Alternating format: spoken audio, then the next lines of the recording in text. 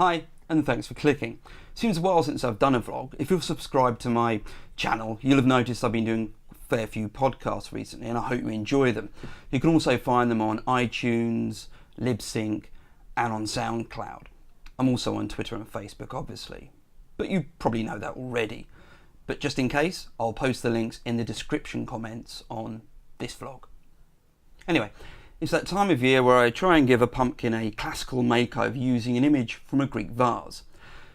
There was the Gorgon pumpkin, the Oedipus and the Sphinx pumpkin, and the Achilles and Ajax pumpkin. The last of these was by the Exekias painter, and it's to him or her that I turn again. This year's image is a very famous one. If Amazons have ever had This year's image is a very famous one. If Amazons have ever been in the public eye, then it's this year, thanks in part to Wonder Woman and Adrian Mayer, equal I think. This image features Achilles defeating Penthesilea, the Amazon queen, and dates to around 530 BC. It's an Attic vase, meaning that it was made in the Attic region, which is where Athens was and still is. Yet it wasn't found in Greece, it was discovered in Volchi. No, I didn't know where it was either. Luckily, I have a map. Wikipedia to the rescue yet again.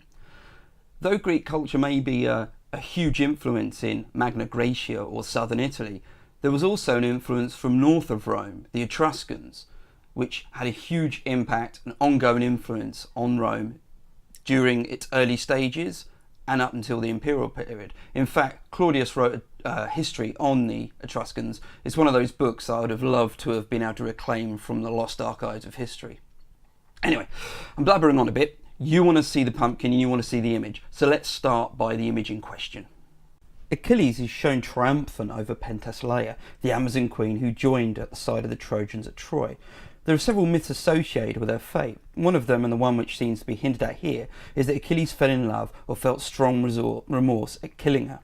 How might we understand this? Well, to start with, look at the eye line. I always think the eye line is really crucial in Greek vases. Though the obvious line between the two is in the form of the spears, the one which doesn't have a physical form tells us a separate story, which seemed contradictory considering the situation they find themselves in. This image drips with stark contrasts. Achilles' face is covered with a single eye glaring across to Penthesilea, whose expression is a surprise. She didn't expect to be beaten. Her face is open. I read that this is because her helmet has been pushed back, but I'm not so sure. Look at the position of the crest. It might be that the painter needed us to see the face, so gave the Amazon a different type of helmet. In any case, we can see her face, and this is crucial to the image. Penthesilea has the ivory white skin, typical of representations of women, where white skin, the result of being indoors away from the sun, is a common technique. Her armour is also more elaborate and detailed. In practically every way, she is the opposite. She's a woman, defeated, with detailed armour. He's victorious, expressionless, and decked out in bronze armour which seems far less interesting and more ominous. It's Penthesilea who sells the image. It's her gasping reaction. Look closely and you'll see the spear point piercing her chest. Perhaps I've been looking at this image too long, but I find a sense of intimacy here which is bizarre given what's going on. How can I get this on a pumpkin? Well, this time I'm trying something quite ambitious. In previous pumpkins, I've either gone for the silhouette or using the scraping technique, which doesn't sound very pleasant at all. The scraping technique can be seen in the Gorgon pumpkin. It allows you to have a dark and a light area. And as you're not cutting through the pumpkin, it means you've got more image options. Problems with the silhouette is that you want to make sure your outlines don't cut too much away. As you can see, the Oedipus one was a bit flimsy. In this pumpkin, I'm going to use both techniques. Scraping to reveal lighter areas around and in the images. I want to keep Achilles and much of Penthesilea dark. But where Penthesilea's arms, legs and face are, I'm going to cut through so it looks really, really bright and clear, just like it does on the vase.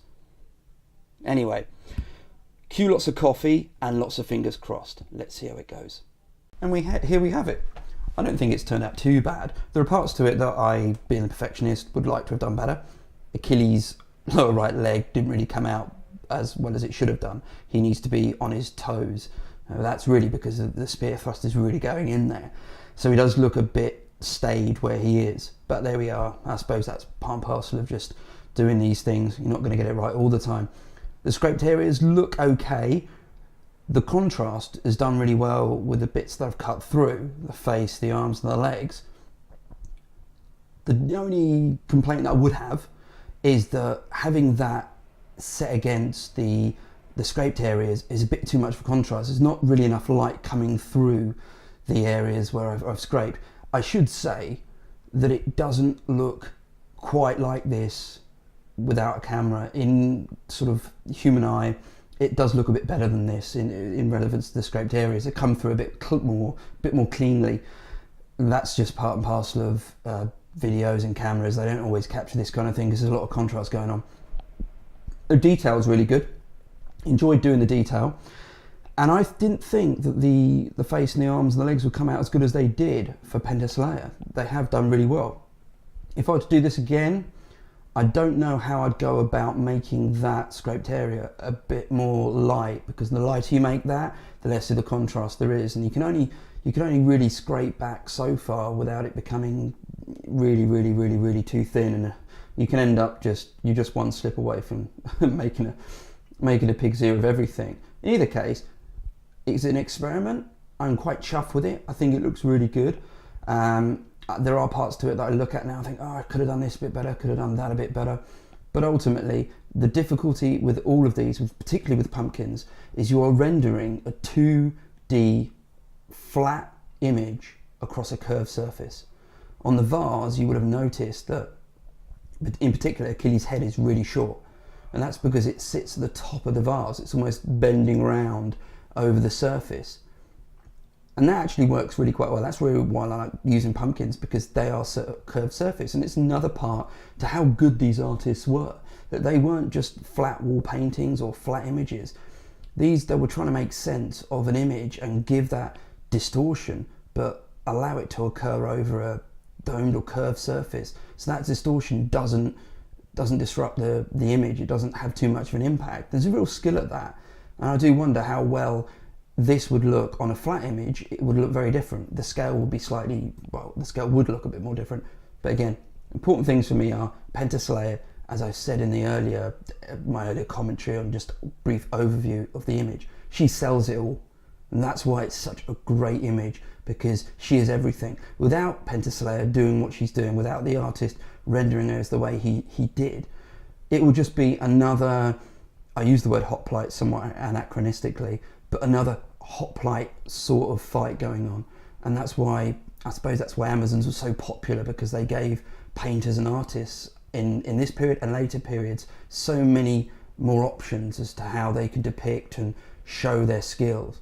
In any case, if you've done anything like this, please tweet me and I'll retweet, or just link it on here, or just get it to me somehow, because I'm really interested to see how other people do this. I think it's a really good opportunity to bring some of those classical images back from the past and make them not relevant today. I think they're already relevant, but just to put them in a different way and show them off to people a bit more differently.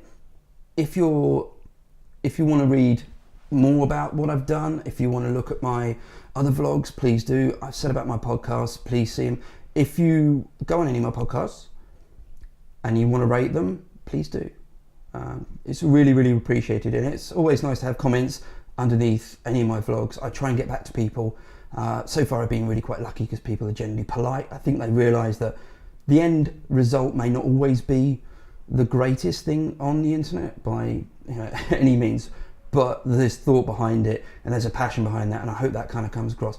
In any case, I hope whatever you do, you have a safe and great Halloween, and I'm already thinking of things to do next year. Until then, until my next vlog or podcast, take care.